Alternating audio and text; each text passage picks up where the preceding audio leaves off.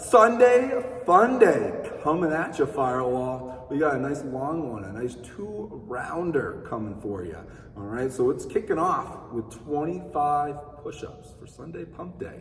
All right, then you got a nice 200-meter run, 20 overhead plate lunges, 200-meter run, 15 two-handed dumbbell thrusters, another 200-meter run, 10 alternating dumbbell clusters, and then you finish that round with another 200-meter run. So there's 2 rounds of this. It has a 25-minute cap, and your goal is to be under 18 minutes, give or take.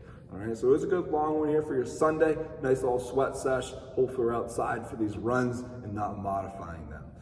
25 push-ups, kicking this off. Okay, we have our first option. If you have, an elevated surface to scale on, you have a bench, you have a chair, you have a box, couch, whatever you need, you're gonna get your push-ups off of this. So your feet are set back, your body's about 45 degrees here. Bucky's hands are underneath his shoulders. He's keeping his core super tight, elbows glued to his side as that chest travels down to the box, and then he presses back up, and his hips and chest and his whole body's moving together, not chest down, butt sticking in the air, the whole time. So we want to make sure our whole body is nice and flat and moving together.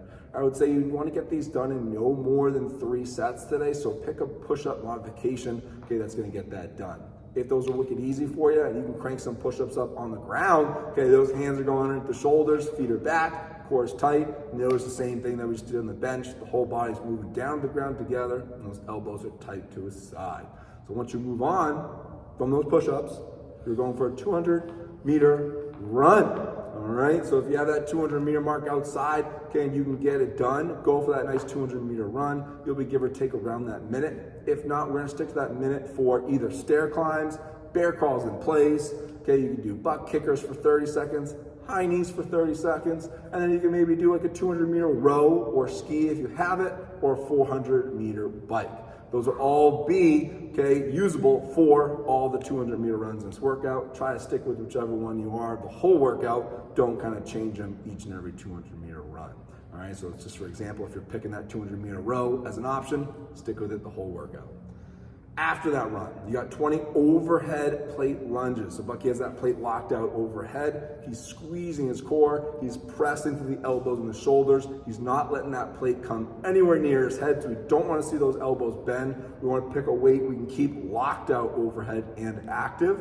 So that way when we do take that big step out for our lunge, the back knee's lightly touching the ground, and he's making sure the weight is staying in his front heel, not his toes, so that we're able to push back through that front foot and maintain a nice tight core. With these, it helps to take a nice deep breath in as you step out and then breathe out as you push back.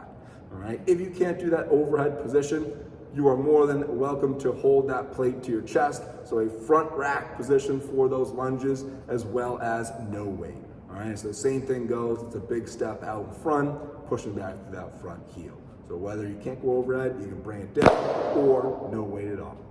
200-meter runs next, or whatever modification you're choosing. Then you move on to 15 two-handed dumbbell thrusters, or a goblet thruster, where we're keeping that weight underneath our chin, feet are underneath our shoulders, elbows are tucked underneath that weight. Just like a regular thruster, we are setting those hips down and back, keeping a tall chest, and we are driving with those legs away from the floor. Once those hips open, that's when we're transferring that pressure into our arms and pressing the weight overhead.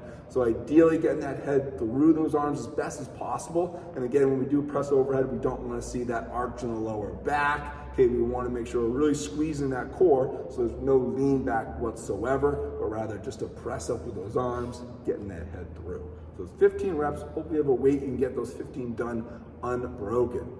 200-meter run is next, and then you've got 10 alternating dumbbell clusters. So more thrusters for you.